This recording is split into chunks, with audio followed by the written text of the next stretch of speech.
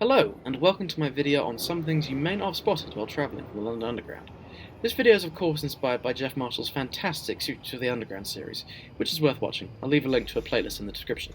However, there are some things that Jeff did not point out in his videos, like the fact that at Notting Hill Gate there is a slight slope on one of the Central Line platforms, and at Bank, the reason why the Central Line platforms are curved is because it had to follow the road above to avoid noise complaints when it was built.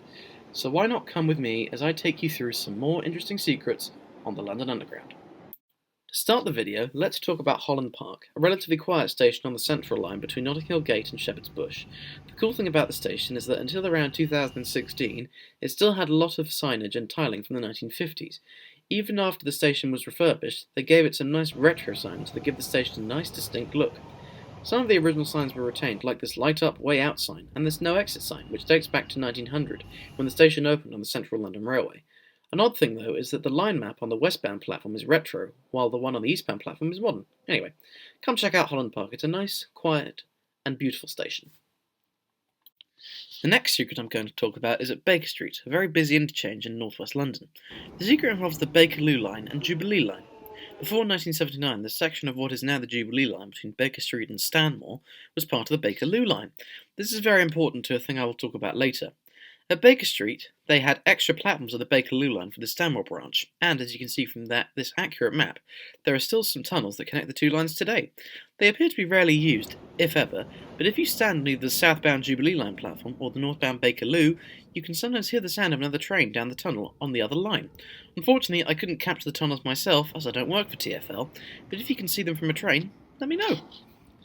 After that, we head to Oxford Circus, one of the busiest interchanges on the Underground.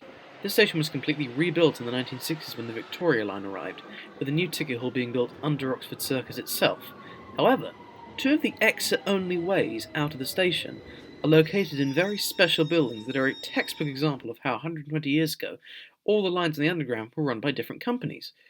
The building here was designed by Harry Measures and was constructed in 1900, and was the station building for what would become the Central Line, and this building here, designed by Leslie Green, was constructed in 1906, and was the station building for what would become the Bakerloo Line.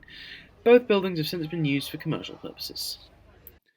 We then head to Mornington Crescent, a very quiet station on the Charing Cross branch of the Northern Line between Euston and Camden Town. In the early 1990s, the station was decrepit and decaying, and had very old lifts. As a result, it was closed for 6 years between 1992 and 1998. And could have closed completely due to a lack of funding and a state of neglect. However, a campaign was set up by the local council with the help of the team of the BBC panel show Sorry I Haven't a Clue, which made the station famous with a game on their show named after it. As a result, the works took place, and the station was refurbished and reopened by the hosts of the show. A plaque to one of the presenters of the show is located at the top of the emergency stairs of the station. Mornington Crescent is well worth a visit, and is a better example of an old Leslie Green station than Covent Garden. The next one is just a quick one at Tottenham Court Road, another one of the busiest interchanges on the network, and soon to host Crossrail. When the station was modernised in 1984, Eduardo Palozzi created many famous mosaics dotted around the station. The most famous were the arches above the escalators. When the station was rebuilt in preparation for Crossrail about 5 years ago, at the time of recording this, the ticket hall was completely renovated, and sadly the mosaics and the pillars were demolished. However, the majority of Palozzi's other mosaics have been kept and restored for the public to marvel at. Our penultimate stop is at Charing Cross Station, a sort of interchange between the Bakerloo and Northern lines. Until 1979, these were two separate stations, with the Bakerloo one being called Trafalgar Square and the Northern Line one being called Strand, with the station that is now Embankment further south being called Charing Cross.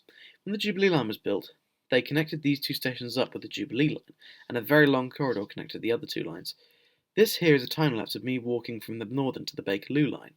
It took me about 4 minutes to walk, and if you're a regular commuter, just change your Embankment to Waterloo. It's a total waste of time changing here. The Jubilee line platforms are closed in 1999 when the line was rerouted to Stratford. They are still accessible through private tours and used for filming. Our final stop is at Westminster Station, located next door to the Houses of Parliament in a tourist-heavy part of the city. The station was completely rebuilt in the 1990s, with almost all evidence of the original station disappearing and becoming a beautiful concrete palace. However, at the eastern end of the station on the Circle and District line, there are small little remnants of the original brick wall of the station.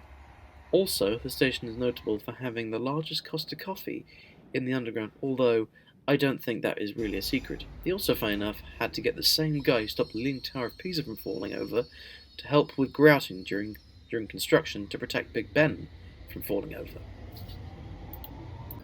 Well, hello everyone, thanks for watching. I really hope you like this video. If this video gets very, very popular, hopefully more videos like this will follow in the future. Anyway, enjoy your time, take care, please like and subscribe.